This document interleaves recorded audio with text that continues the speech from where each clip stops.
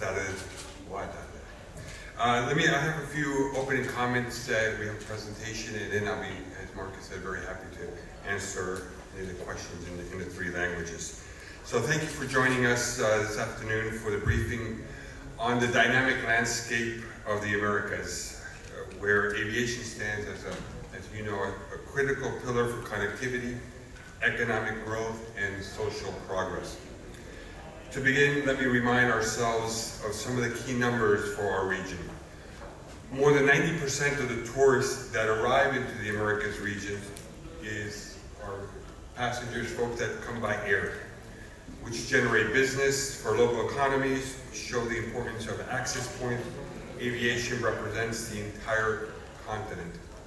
We remember many times I've said that we don't have high rail, we don't have the best road infrastructure like it is in other parts of the world, and air transportation is the main mode and most important mode of air service for our region. But in Latin America, the average annual number of trips taken per citizen is only 0.65 versus roughly 2.6 trips per capita in North America, Canada, US, or up to 4.5 trips per year for Spaniards. What keeps our citizens in Latin America from flying, and how we can realize the full potential of aviation in this diverse region. Looking at the latest financial figures, while airlines in North America are expected to achieve a handsome per passenger profit in 2024, airlines in Latin America are expected to continue to operate in razor-thin margins. Despite efforts to streamline expenses and optimize routes, airlines are still facing challenges in an operating environment amidst fluctuating fuel prices, currency volatility, and stringent aviation regulations. The situation underscores the need for more infrastructure and supportive policies reforms to ensure long-term viability of the aviation sector in the region, and governments must recognize the sector as a trusted partner integral to the region's prosperity rather than a mere source of revenue. By fostering cost competitiveness and embracing collaborative partnerships, we can secure the industry's long-term success by focusing on the following key areas: taxes, fees, and charges, the regulatory framework, infrastructure, and also sustainability. By collaborating in these domains, we can unlock the full potential of aviation connectivity, fostering growth and prosperity for all. Let me start one by one on the key issues. Taxes, fees, and charges, I'll start. In our ongoing dialogue with governments, we are advocating for equitable treatment of the aviation industry in terms of taxes and fees, in recognition of our sector's vital role in our region's connectivity. It's often overlooked that taxes and fees constitute up to half of the flight costs, a burden not shared by other modes of transportation, like buses, which enjoys tax exemptions and subsidies by the majority of the governments and countries in our region. Let's look at a few examples. In Canada, airlines face extremely high cost burdens for air infrastructure, resulting in high ticket prices, leading many Canadians to actually cross the US border to take a flight internationally. Canada's airports are charged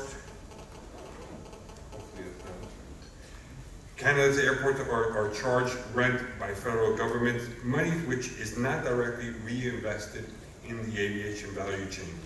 Hence, passengers are charged airport improvement fees through the ticket funding improvements in airport infrastructure. For example, passengers flying on a round-trip flight between Calgary and Toronto pay approximately $100 in additional expenses on their tickets, and this is simply unacceptable. In Peru, the new terminal in Lima will come with a new fee for in-transit passengers, international and domestic. In Colombia, the reintroduction of a 19% VAT on airfares in 2023 in comparison to the 5% VAT which was applied during the pandemic years has led taxes and fees now compromising over half of the domestic prices. This increase in the VAT, coupled with the inflation, high fuel prices, and devaluation of the peso, resulted in Colombia missing out on approximately 7 million additional passengers in 2023.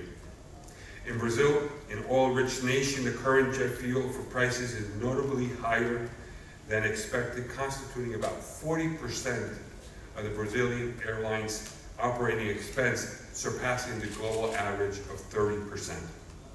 The Bahamas also remains in the spotlight for us. As you may recall, we have been speaking about this very same topic for the past 3 AGMs, with very little movement. The Bahamas regained control of its upper airspace from the FAA, which continues to provide the service at no cost, while airlines using the airspace have now been given a significant bill by the Bahamas Air Navigation Service provider, resulting in significant added operating expenses. The industry is currently in negotiations with BANZA to revise these charges, and we hope for a positive and equitable resolution in the near term. However, there is a silver lining with some governments in our region which understand the value of our sector, like Ecuador, where they're taking encouraging steps by reducing passenger taxes and easing tax burdens on fuel and fund repatriations. Such proactive measures inspire optimism and highlights the importance of harmonizing tax landscape so that air travel can become more accessible, surpassing alternatives not just in speed and in safety, but also in affordability. Let's look at the next opportunity, and that's the regulatory. It's important to balance consumer rights with the unique aspects of air travel, ensuring fairness and sustainability for all stakeholders. Unfortunately, we continue to see legislation being proposed in many countries, and I will say the majority of our countries, for the protection of the consumer, which will only drive up cost and not necessarily help the actual traveler. In Canada, proposed charges in the air passenger protection regulation will significantly limit the ability of carriers to avoid fines for delays and cancellation that are outside the airline's control. In the US, airlines will be forced to provide automatic refunds for delays and cancellation, irrespective of the causes of that disruption. Furthermore, new rules around displaying ancillary services will render online searches less seamless and reduce the price competition on optional airline services. In Peru, a proposal was put forth which intends to give passengers the right, both on domestic and international flights, to freely choose their seat without any charges. Again, air transport is treated differently than any other sector would. You wouldn't expect to get a front row seat at a music concert or at a football match for the same price as if you sat on the top bleachers of the stadium. And I've said this many times, a seat is simply not just a seat, and we see it, but unfortunately our industry continues to be discriminated in this area. In Brazil, the surge of litigation cases for moral damages poses a significant burden on airlines, with an estimated annual expenditure exceeding $200 million collectively for the 3 Brazilian carriers. And to put it in perspective, airlines in Brazil average 1 lawsuit per every 227 passengers. What does it mean, more than, what it is, more than what does it mean? You have, for every 227 passengers, a person is filing a lawsuit in Brazil. Against what? For why? For service, lack of service. It's moral damage, so it depends on what that person considers to be moral damage. If you were offered a Coca-Cola but he wanted a Pepsi, he may consider that moral damage. And actually, I do not joke about it. It's actually, it has occurred where a person has sued because of the type of soft drink that is provided. But when you look at this comparison, 227, which in most cases is one airplane. So in each flight, you're basically getting one lawsuit compared to the US market, which is one lawsuit for each 1.2 million passengers. You see the significance in why air transport connectivity and competitiveness in Brazil has continued to struggle over the years. The government wants more airlines to fly. They want more ULCCs to come into the market to create more competition, but this will certainly not happen as long as Brazil is one of the countries with the most lawsuits in the world. And we've brought this up to the government's attention all the way up to the president of the country on the seriousness of this. A country of 200 million people, where only half the population has traveled, gotten on an airplane, and when you look at the dimensions of Brazil, it is the size of continental Europe. And accessibility within the country is nearly impossible when you consider moving from the north to the south. In Argentina, further south, it's a country which plays a pivotal role in our region, and there are high hopes within the aviation industry for a comprehensive revamp of the country's aeronautical codes by the new government, opening the market and bringing more connectivity and new connectivity to Argentina and its citizens. We're looking forward to holding an Aviation Day in Buenos Aires jointly with ACI-LAC and Aeropuertos Argentina, with the participation of the new government and many of our CEOs from the region on September 5th to shape the future of Argentina's sector. What all these legislative initiatives fail to address is the topic of shared accountability, something you may have heard me say in other forums.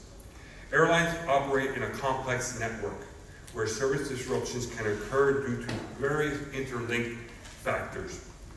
And it raises the question, should airlines be held accountable for uncontrollable elements like adverse weather conditions that lead to air traffic control imposing restrictions?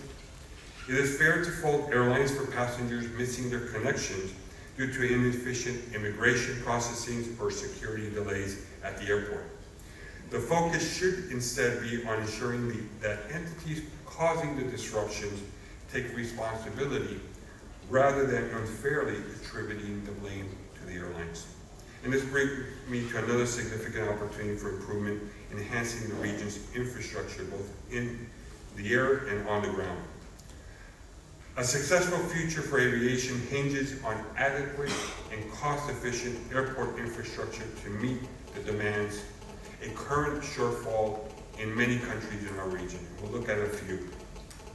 In Mexico, we expect the number of annual passengers to increase by 118 million in 2023 to almost 140 million passengers by 2030. Improve access to Felipe Ángeles International Airport and addressing Mexico City's international airport, aging facilities and service quality should become a priority of the new government, which will actually be elected this evening. And it will be critical for this if we want to ensure an annual growth of 3.4% on a year from now on. We look forward to working with the new government post-election, and we've met with both candidates. And once the new president is elected, the aviation industry will be ready to work with the government. In Peru, the delayed new terminal in Lima is set to open by year's end, but without ready roads and transit access and a risky operational switch plan for December 28 is a major concern for the industry. The industry faces similar challenges of operational inefficiency in Chile, Colombia, Brazil, and Guatemala. And it's critical that there is a more transparent and ongoing dialogue between airlines and the airport and respective governments, stakeholders, to make sure that airport infrastructure is fit for purpose. Recent discussions with the governments in Guatemala show a commitment for swift improvements in collaboration with the industry. And capacity constraints have also resulted in the implementation of controls and flight reductions at airports. And that is why it is critical and crucial that governments adhere to the World Airport Slot Guidelines. And today's passengers expect a seamless and pleasant travel. We tend to forget about the passenger. Without long lines, by using biometrics and the latest technologies to facilitate travel and not hinder it. And many of you have heard me how critical I have been about passengers having to wait for long periods of times in the immigrations and security in Latin America, the US, and Canada. But we also have good news, and it's important that we recognize those countries and those airports that are doing it right. Like Bogota, the Obain concession, where the industry and the government collaboratively work with immigrations and security to improve the passenger experience by implementing passenger readers and using biometrics to bring the wait times from considerable times of over 1 hour to about 5 minutes to passing both immigrations and security. And this is what the passenger should expect when they travel. Unfortunately, this is not the case in many parts of the region. For example, the US, Brazil, Peru, Mexico, Chile, and others should be doing what Bogota has done. It's today's reality and not tomorrow's expectations. To conclude, the aviation industry in the Americas has demonstrated remarkable resilience and growth, with projections indicating that the travel numbers in RPK will surpass 9 billion in 2024, far exceeding pre-pandemic levels. We forecast 2024 that North America will see a strong growth of 6.3% year over year, and Latin America at 7.4% year over year. These figures reflect the industry's significant contribution to socio-economic development and the continued commitment to uniting people and fostering business opportunities throughout air travel. With that, I thank you and I welcome questions from the media. Thank you. Thank you, Peter. So let's open the floor for questions. We have just under 15 minutes, so let's try and keep it to English first and then maybe the other languages. Front row, please.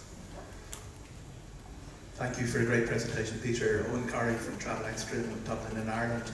The seizure of a Venezuelan aircraft in Argentina and the implications for civil aviation routes across the continent. Does IATA have a role in allaying fears there and trying to keep connectivity running in heightened international tensions? Well, the Argentinian case was somewhat of a, we do feel it's an isolated case. It's an issue where the United States was also involved. It's not something that we see on a common daily occurrence. We do have challenges in our region. We have certain countries that are under OFAC restrictions, which impair airlines from flying to those markets. U.S. carriers cannot fly into Venezuela.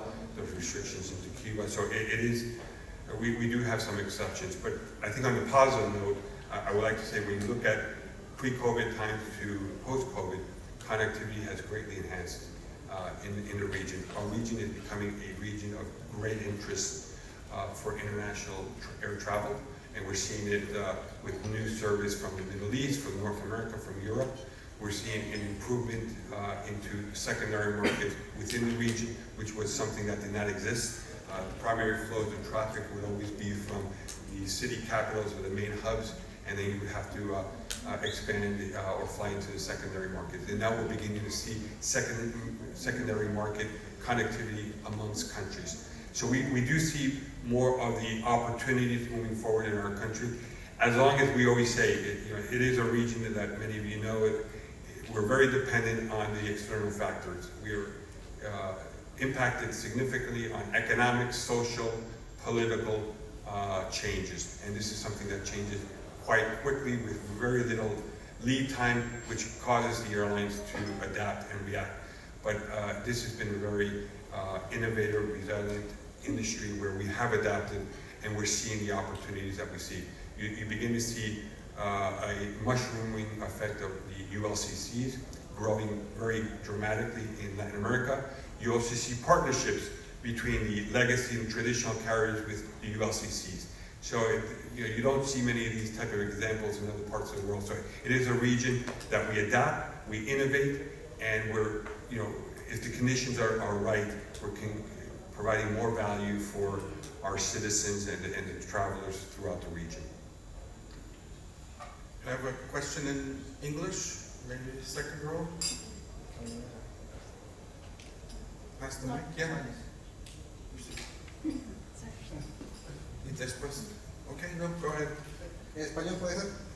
Si quieres hacer en español, lo hacemos en español, ok. Peter, ¿qué tal? ¿Qué tal? Buenas tardes. Hablamos del tema del aeropuerto y el uso eficiente de la infraestructura. Sin embargo, precisamente al venir acá, el aeropuerto de Santiago presenta numerosas deficiencias en temas de, por ejemplo, los procesos, 40 minutos en migraciones, tanto a la llegada como a la salida. ¿Cómo se sigue trabajando con autoridades que parecen no dar solución a un problema que se arrastra por años en Chile? Muchas gracias. Maybe just for the rest of the room, the question is mainly on Santiago Airport, where immigration waiting time, both entering and leaving the country, can be up to an hour. And Peter, your response to that. So I'll answer in Spanish and English. Bueno, ya sabéis, he sido muy enfático con los temas inmigratorios. ¿Qué nos pasa como industria? Como industria, el sector es atacado frecuentemente por nuestro gobierno por la falta de servicio. Y lo que estamos viendo en la región, que realmente las líneas están cumpliendo con las expectativas. Lo que no se está cumpliendo es con las expectativas aeroportuarias en algunos casos, las expectativas de inmigración, seguridad, donde tenemos largas colas, demoras, ineficiencias. En el caso chileno es un caso que tenemos una terminal nueva, pero se está aplicando procesos anticuados. Esperamos ahora con los kioscos que eso se solucione y veamos más agilidad al momento de procesar a los pasajeros. Pero no es el caso chileno solo, es un problema, como lo he dicho en el discurso, que lo tenemos en toda la región y tenemos que ir priorizando y que los gobiernos entiendan la importancia sobre ello. I'll say very quickly in English. I said in my statement, it's become one of the main priorities that we have in our region in terms of the passenger experience, the facilitation of passengers and cargo to do it as quickly as possible. He was mentioned the Santiago de Chile case, which is a brand new terminal. However, we continue to operate with antiquated procedures. One thing that we are pushing throughout the entire region is the use of technology, biometrics, the kiosks, to facilitate faster processing of these passengers so we can make it the experience much more amicable than what we are seeing in many parts of the region. What we are pushing very aggressively with airports and government, as we develop and build new terminals, we have to make sure that we are utilizing the technology, that we have the right resources to build and meet the demand. What we are seeing in some cases, we're building terminals that will satisfy the short-term needs of our industry instead of looking at the long-term. Because once we open a terminal where we think it will be large enough to maintain operation for many years, within a year, that terminal is already saturated.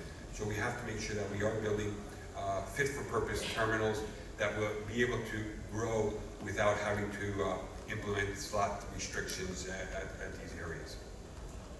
Okay, any questions in English? Should we move to that side in English and then we go to Spanish, okay? Peter, this is Andreas, aviation journalist, Hamburg. How do you see the development of collaboration between airlines and DMOs, especially in South America, Middle America? Recently we had seen a very successful collaboration between Condor and Los Cabos, Baja California, where there was a very fruitful collaboration which resulted in the first service from Europe to this region. Do you see any developments that DMOs more and more recognize to collaborate with airlines in that region? So this is an area where we are seeing improvement, and even from IATA standpoint, when we do our events and we bring governments together, we are actually now focusing quite a lot on the travel and tourism sector to stimulate more connectivity, to bring more opportunities for growth. It is something that we are seeing governments focus much more on. They're giving more resources to the area of travel and tourism. You may have heard post-pandemic probably all the countries in our region have, in one way or another, identified as travel and tourism as one of the key agenda items. Now, in order to, words are easy if you don't put the resources and the money into it. Some countries have been very successful. One of them is Ecuador, for example. Not only have they become more competitive in terms of the cost and charges, but they are also working much more collaboratively with the industry to attract more airlines and more connectivity. And we've seen that in places like Quito and Guayaquil. Colombia is also becoming very proactive. Mexico is probably one of the leaders that we have. But we are seeing a much more proactive collaboration between travel and tourism, government, private sector, and the airlines to bring connectivity. And as a result, now you begin to see new airlines, Emirates flying starting into Bogota. You see more frequencies, Iberia, out of Mexico into Mexico. You're seeing more connectivity, more opportunity, because it is in a region of high growth, of large interest, both travel and tourism as in business. But we have to do much more. We need to also show what the business proposition and the benefits are going to be with these partnerships. I think we had one question in English on this side, and Peter will be staying during the whole time, so we can do Spanish after. I know the Spanish folks are getting frustrated. Yeah, I know. But one more in English. Thank you for your great presentation. And my name is Furukawa, and I am from a Japanese economic newspaper, Nikkei. And I have just one question. How do you think about Boeing quality problems that are affecting the U.S. airline industries? That was referring to the Boeing issues. I don't think this is necessarily the briefing on safety. I think there is a safety briefing coming up. I think I saw my colleague Catherine in here earlier. So I think that would be the more appropriate time to ask. I mean, I know maybe Peter can just say that there haven't been, let's say, operational effects in the region, but in anything to do exactly with safety, that's tomorrow for the safety briefing. The only thing I'll say on Boeing Airports, all of the manufacturers, it's a global challenge in terms of what we see for our member airlines in the region. It's an issue of not being able to get the airplanes quick enough with the growth that they're experiencing and the opportunities to grow. So when you talk to the executives of North American or Latin carriers, the restriction to grow is the failure by the manufacturers to provide the airplanes on a timely basis. And that has been a tremendous challenge on the airlines based in this part of the world, or airlines from other regions who want to or have interest to operate into Latin America and the Caribbean, but simply can't because they lack the equipment to be able to expand or open new routes. Thank you. Y Miriam, creo que tú tienes una pregunta en español. Sí, gracias. Hola, buenas tardes. Miriam Paredes del periódico Excelsior.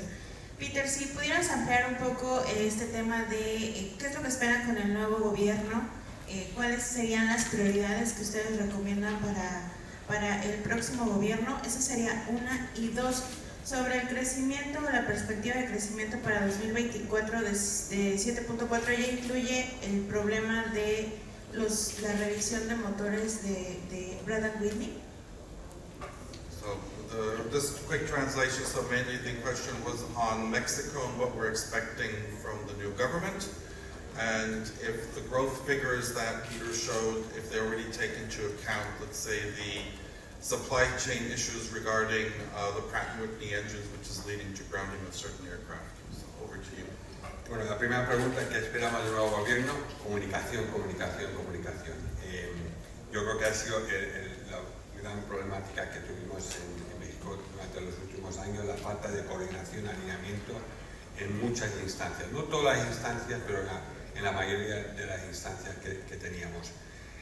Con este gobierno lo que esperamos es poder trabajar de una manera mucho más abierta en temas de aeropuertos, de temas de regulatorios, de temas de sostenibilidad, que es una agenda importante para las dos candidatas, y ahí queremos seguir ese diálogo. Así que el diálogo es crítico e importante, lo que esperamos, que fue algo que sufrimos mucho con el gobierno anterior.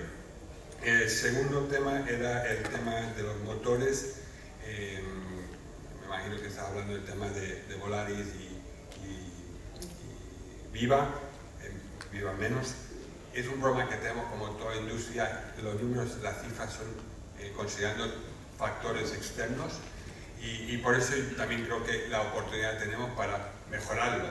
Si logramos conseguir aviones que no han salido de la fábrica más rápido, si conseguimos que estas aeronaves que tienen ese mantenimiento especial, volver a la operatividad cuanto antes, va a ser mejor.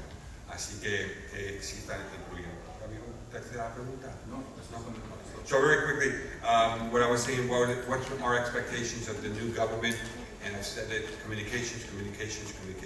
It's a better interaction with the Mexican government, something that we struggled significantly during the past administration, where it was extremely difficult for the aviation sector to have a plan that was able to be aligned and coordinated with the government. As a result, we suffered tremendously with the new airport that was, with the airport that was being constructed that was eliminated, a new airport which was built, which we didn't want. We had regulatory policies that were passed through the Congress that had detrimental effects to the industry. So it's something that we are hoping that the new government will be much more collaborative, much more open for dialogue, and certainly that aviation will have an important seat at their table. We do see with both candidates the opportunity for that dialogue. Both are extremely passionate and very committed to the environmental discussion. I think we have great opportunities there to work with this government on ensuring that aviation is part of that discussion.